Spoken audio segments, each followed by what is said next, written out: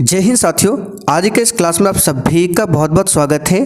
तो साथियों, आज हमारा प्रैक्टिस सेट नंबर 3 चलेगा। इस प्रैक्टिस सेट में टोटल 50 क्वेश्चंस है, जिसमें हम लोग जीके, साइंस और बिहार जीके के प्रश्न को कवर करने वाले हैं, जो कि एग्जाम के लिए बहुत ही ज़्यादा इम्पोर्टेंट होगा।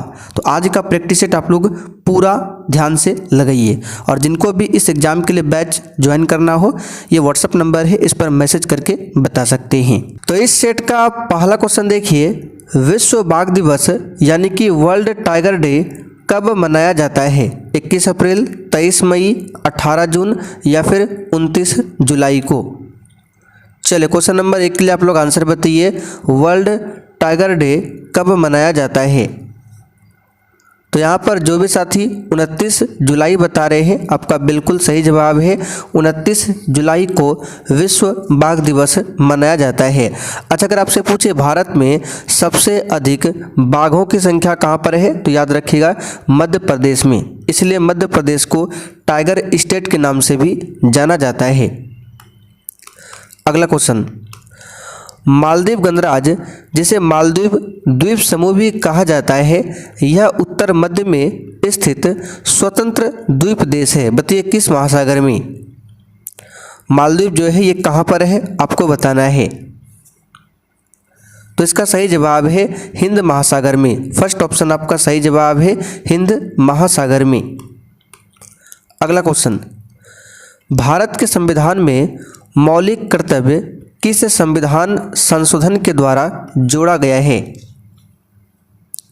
एक भी क्वेश्चन को छोड़ना नहीं है। बताइए, भारत के संविधान में मौलिक कर्तव्य किस संविधान संशोधन के द्वारा जोड़ा गया है? तो यहाँ पर इसका सही जवाब क्या है? 42वां संविधान संशोधन, जो कि 1976 में हुआ था। और यहाँ से क्वेश्चन बनता है, किस संविधान संशोधन को लघु संविधान कहा जाता है? तो याद रखिएगा 42वां संविधान संशोधन को। आगे देखिए, नाबार्ड का विस्तृत रूप क्या है? बिल्कुल टॉप लेवल का क्वेश्चन है, एक भी क्वेश्चन को छोड़ना नहीं है। चले बताइए, नाबार्ड का फुल फॉर्म। तो याद रखिएगा नाबार्ड का फुल फॉर्म है national bank for agriculture and rural development. यहाँ पर दूसरा ऑप्शन में दिया हुआ है। नाबार्ड की स्थापना किस समिति के सिफारिश पर किया गया था? तो शिवरामन समिति के सिफारिश पर नाबार्ड की स्थापना होती है। आगे देखिए, निम्नलिखित देशों में से कौन सा दुनिया का सबसे बड़ा ट्रैक्टर बाजार है? तो इसका सही जवाब है अपना भारत। चौथा ऑप्शन आपका राइट है। आगे देखिए, बिहार की निम्नलिखित चोटियों में सबसे ऊंची चोटी कौन सी है? पूरा सटीक क्वेश्चन है। बताइए, बिहार की निम्नलिखित चोटियों में से सबसे ऊंची चोटी की बात करें तो खड़गपुर हो जाएगा। ठीक है, यहाँ पर तीसरा वाला ऑप्शन आपका राइट है। बिहार की सबसे ऊंची चोटी खड़गपुर ऑप्शन के हिसाब से यहाँ पर पूछा गया है। आगे देखिए, दिसंबर 1916 में दोनों पक्षों के संयुक्त सत्र में संधि भारतीय राष्ट्रीय कांग्रेस और मुस्लिम लीग के बीच एक समझौता हुआ। बताइए कहाँ पर? किस संधि में भारतीय राष्ट्रीय कांग्रेस और मुस्लिम लीग के बीच एक समझौता हुआ था? तो दिसंबर 1916 में जो हुआ था, ये कहाँ पर हुआ था? तो इस क्वेश्चन का आंसर हो जाएगा लखनऊ में। ठीक है, लखनऊ समझौता फर्स्ट ऑप्शन आपका राइट है। और लखनऊ अधिवेशन जो 1916 में हुआ था, इस अधिवेशन की अध्यक्षता किसने किया था? अंबिका चरण मजूमदार ने। आगे देखिए, बलदेव सिंह अंतरिम सरकार के सदस्य स्वतंत्र भारत की पहली सरकार में किसके प्रमुख थे? बताइए, रक्षा, शिक्षा, रेलवे या फिर अर्थ? तो ये क्वेश्चन हमने आपको बहुत पहले बताया था। सरदार बलदेव सिंह स्वतंत्र भारत के प्रथम कौन थे? रक्षा मंत्री। यहाँ पर फर्स्ट ऑप्शन आपका सही जवाब है, रक्षा मंत्री। ठीक है। अच्छा, शिक्षा मंत्रालय किनके पास था? सी राजगोपालाचारी। रेलवे मंत्रालय पूछे तो आसफ अली। ठीक है। आगे देखिए, कहाँ पे विश्व धर्म संसद में स्वामी विवेकानंद ने हिंदू धर्म के बारे में विस्तार से बताया? बताइए कहाँ? यानी कि विश्व धर्म सम्मेलन जो 1893 में हुआ था, ये कहाँ पर हुआ था? तो याद रखिएगा शिकागो में हुआ था। कहाँ पर? शिकागो में। कब हुआ था? 1893 में। आगे देखिए, हिंदू विधवा पुनर्विवाह अधिनियम 1856, जिसे अधिनियम 1856 भी कहा जाता है, जुलाई 1856 को लागू हुआ, जिसे लॉर्ड किसके द्वारा पारित किया गया था? यानी हिंदू विधवा पुनर्विवाह अधिनियम जो है किसके द्वारा पारित किया गया था, ये आपसे पूछा जा रहा है। तो याद रखिएगा कैनिंग के समय में पारित हुआ था। किसके समय में? लॉर्ड कैनिंग के समय में। तीसरा वाला ऑप्शन आपका राइट है।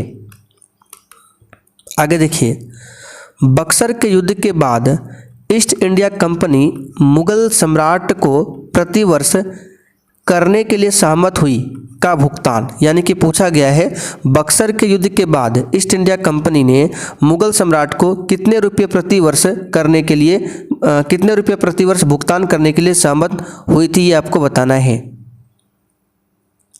तो यहाँ पर इसका सही जवाब है 26 लाख। कितना? 26 लाख। अच्छा, बक्सर का युद्ध कब हुआ था? 22 अक्टूबर 1764 में। इस युद्ध के बाद मुगल सम्राट को 26 लाख वार्षिक पेंशन देना तय किया गया था। किसके द्वारा? तो ब्रिटिश ईस्ट इंडिया कंपनी के द्वारा। कितना? 26 लाख। आगे देखिए, भारत छोड़ो आंदोलन या अगस्त आंदोलन 8 अगस्त 1942 को महात्मा गांधी द्वारा अखिल भारतीय कांग्रेस समिति के सत्र में चलाया गया एक आंदोलन था। बताइए कहाँ पर? सूरत, बम्बई, भोपाल या फिर उज्जैन। यानी कि भारत छोड़ो आंदोलन हुआ कहाँ था, ये आपको बताना है। तो ये बम्बई में चलाया गया था।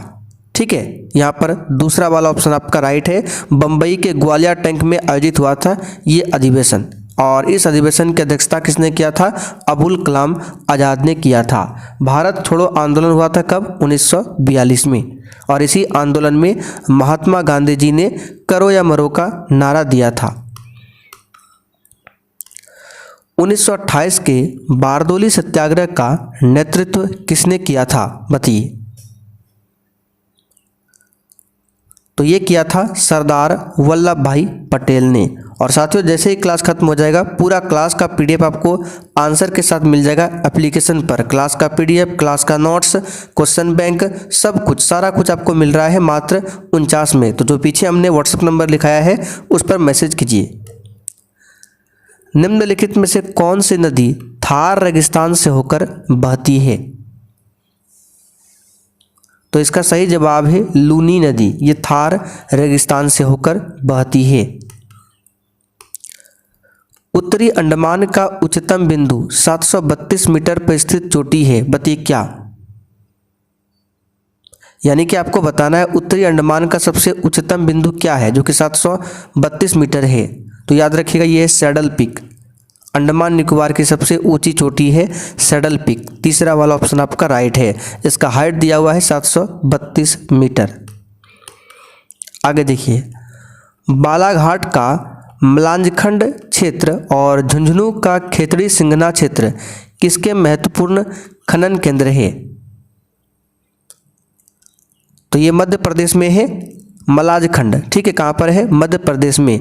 और खेतड़ी जो है कहाँ देखने को मिलेगा? तो राजस्थान में। ये जो है तांबा के लिए महत्वपूर्ण खनन केंद्र है। जनजातियां पश्चिम बंगाल की प्रमुख जनजातियां हैं और ज़्यादातर बाकुंडा और पुरुलिया जिलों में पाई जाती है। बताइए कौन सी जनजाति? तो इसका सही जवाब है संथाल जनजाति। ठीक है, संथाल जनजाति।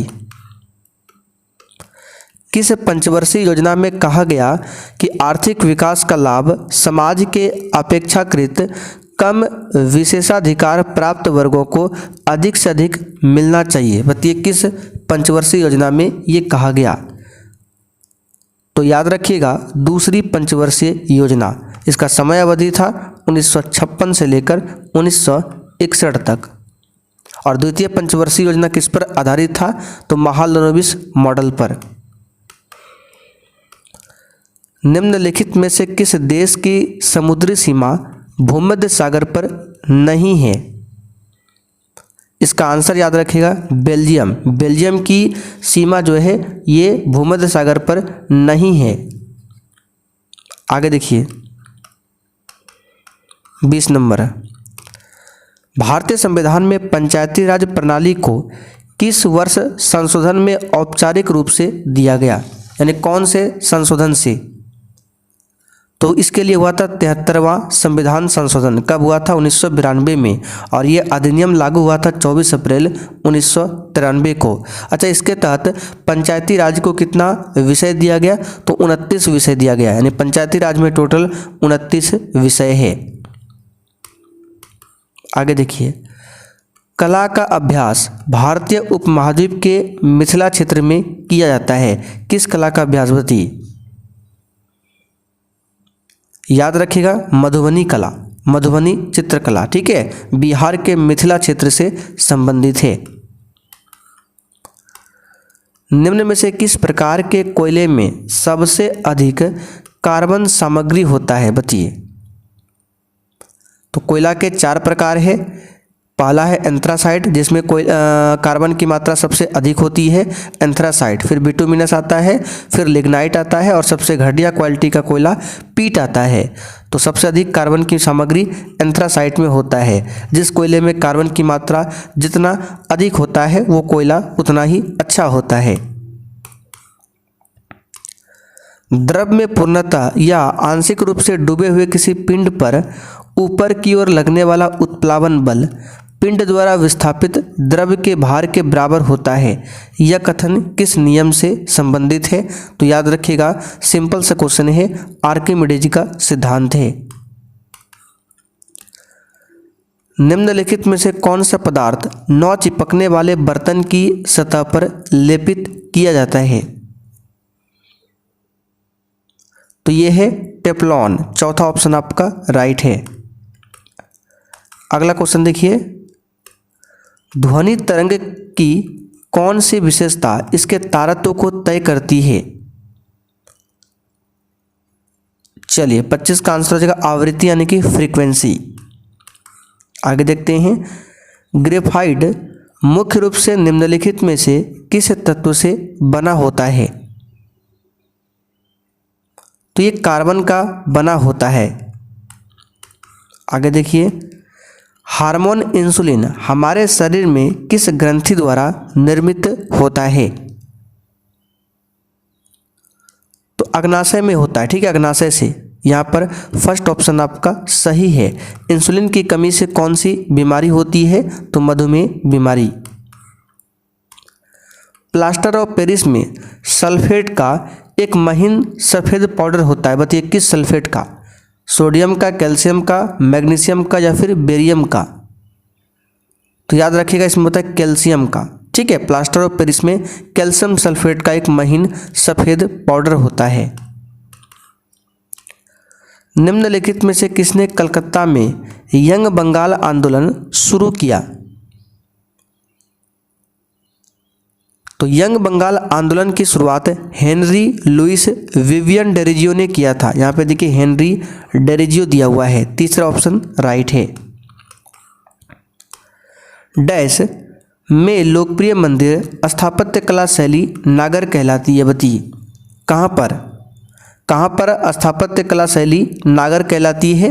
तो इसका सही जवाब है, याद रखिएगा, उत्तर भारत। यानी उत्तर भारत के मंदिर को नागर शैली में रखा गया है। किस शैली में? नागर शैली में, ठीक है। चलिए, और दक्षिण भारत के मंदिर को द्रविड़ शैली में रखा गया है। यदि राष्ट्रपति एवं उपराष्ट्रपति का पद खाली हो तो भारत के राष्ट्रपति के पद पर कौन होता है?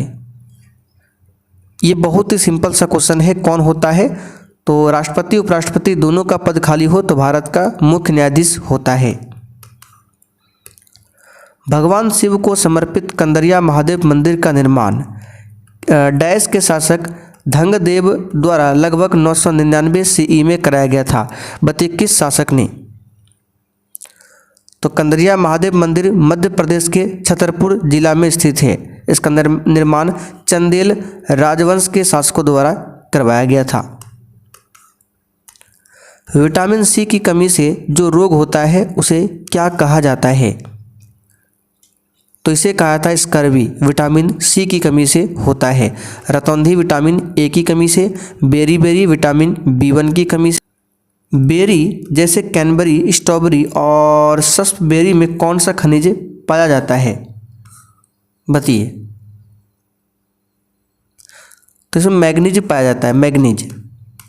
आगे देखिए, रक्त अस्कंदन के लिए आवश्यक क्या है? तो रक्त अस्कंदन के लिए विटामिन के आवश्यक है। इसका रासायनिक नाम है फिलोक्विनोन। इलाहाबाद में अशोक स्तंभ पर किसकी प्रशस्ति की खुदाई की गई है, बताइए। चलिए, बहुत ही शानदार क्वेश्चन कर रहे हैं। तो इसका सही जवाब है समुद्रगुप्त। ठीक है, यहाँ पर फर्स्ट ऑप्शन आपका राइट है। समुद्रगुप्त के दरबारी कवि और मंत्री कौन थे? हरिसेन, जिसने इलाहाबाद स्तंभ शिलालेख, जिसे प्रयाग प्रशस्ति लेख भी बोला जाता है, इसकी रचना किया था। किसने किया था? तो हरिसेन ने, जो कि समुद्रगुप्त के दरबारी कवि थे। निम्नलिखित में से कौन वाकाटक राजवंश के संस्थापक थे? आंसर है विंध्य शक्ति। कौन थे? विंध्य शक्ति। गौतम बुद्ध के भक्तों द्वारा मनाई जाने वाली बुद्ध पूर्णिमा हिंदू माह में मनाई जाती है, बताइए कब? चैत्र, वैशाख, फाल्गुन या फिर माघ को? तो याद रखिएगा वैशाख में। दूसरा ऑप्शन आपका राइट है, वैशाख में। ठीक है, आगे देखिए, प्रसिद्ध पत्र जफरनामा, जिसका अर्थ जीत का पत्र होता है, जो गुरु गोविंद सिंह द्वारा रचित और मुगल सम्राट औरंगजेब को दिया गया था, किस भाषा में लिखा गया था, बताइए। जफरनामा, तो ये लिखा गया था फारसी भाषा में। ठीक है, फारसी भाषा में। निम्नलिखित में से किस आंदोलन को अगस्त आंदोलन के रूप में भी जाना जाता है? तो सिंपल सा क्वेश्चन है, भारत छोड़ो आंदोलन। ये अगस्त 1942 को स्टार्ट हुआ था। खिलाफत आंदोलन कब शुरू हुआ, बताइए। तो 1919 में स्टार्ट हुआ था खिलाफत आंदोलन। आगे देखिए, निम्नलिखित में से किस चर्च में वास्को डी गामा को दफनाया गया था? वास्को डी गामा 1498 में भारत आया था। ये एक पुर्तगाली यात्री था। इसे दफनाया गया था सेंट फ्रांसिस चर्च में। दूसरा ऑप्शन राइट है। निम्नलिखित में से कौन सा कथन सही है? चले सभी कथन को पढ़िए, बताइए इसमें से कौन सा कथन सही है। तो 1801 में अवध पर सहायक संधि लगाई गई थी। दूसरा है, नवंबर 1862 में रंगून जेल में बहादुर शाह जफर की मृत्यु हुई थी। तो यहाँ पर दोनों कथन सही है। तो फर्स्ट ऑप्शन आपका राइट है। कथन 1 तथा कथन 2 दोनों ही सही है। ठीक है, चलिए, पारसियों की सामाजिक परिस्थितियों के उत्थान के लिए निम्नलिखित में से किस संघ की स्थापना की गई थी? इसका सही है रहनुमाई मजदायसन सभा। तीसरा ऑप्शन राइट है। चलिए आगे बढ़ते हैं। प्रसिद्ध हॉर्नबिल फेस्टिवल भारत के निम्नलिखित में से किस राज्य में मनाया जाता है? तो हॉर्नबिल नागालैंड का है। कहाँ का है? नागालैंड का। किस वर्ष नेपाल ने राजतंत्र को समाप्त कर दिया और एक लोकतांत्रिक गणराज्य के रूप में उभरा? आंसर है 2008। आगे देखते हैं, अप्रैल 2019 तक कितने भारतीय राज्यों में द्विसदनीय विधायिका थी? 2019 तक पूछा गया है। तो यहाँ पर इसका सही जवाब है कितना? 7। दूसरा ऑप्शन आपका राइट है। वर्तमान में कितना है? तो 6 है। ठीक है, कहाँ कहाँ पे है 6? आंध्र प्रदेश, बिहार, कर्नाटक, महाराष्ट्र, तेलंगाना और उत्तर प्रदेश। ठीक है, इसे ध्यान रखिएगा। पहले 7 था, अब 6 है। परमाणु ऊर्जा विभाग प्रशासनिक नियंत्रण में कार्य करता है, बताइए किस प्रशासनिक नियंत्रण में? तो इसका सही जवाब है प्रधानमंत्री कार्यालय। ठीक है, प्रधानमंत्री कार्यालय। परमाणु ऊर्जा विभाग जो है परमाणु ऊर्जा विभाग को प्रधानमंत्री के सीधे आदेश के तहत एक राष्ट्रपति आदेश के माध्यम से अस्तित्व में लाया गया था, तो प्रधानमंत्री कार्यालय होगा। निम्नलिखित में से कौन भारत के तीसरे राष्ट्रपति थे? तो भारत के तीसरे राष्ट्रपति थे डॉक्टर जाकिर हुसैन। चौथा ऑप्शन यहाँ पर आपका राइट है। ठीक है, निम्नलिखित में से कौन भारत के पहले राष्ट्रपति थे? तो सिंपल सा क्वेश्चन है, doctor Rajendra Prasad. First option आपका राइट है। आप लोग कमेंट करके बताइए डॉक्टर राजेंद्र प्रसाद का जन्म किस राज्य में हुआ था और कहाँ पर हुआ था। तो साथियों आज का सेट यहीं पर कंप्लीट होता है। अब जिनको भी इस एग्ज़ाम के लिए बैच ज्वाइन करना हो, आइए आपको बताते हैं किस प्रकार से बैच मिलेगा। मात्र 49 में बैच मिल रहा है और बैच में क्या क्या मिलेगा यहाँ पर देख सकते हैं।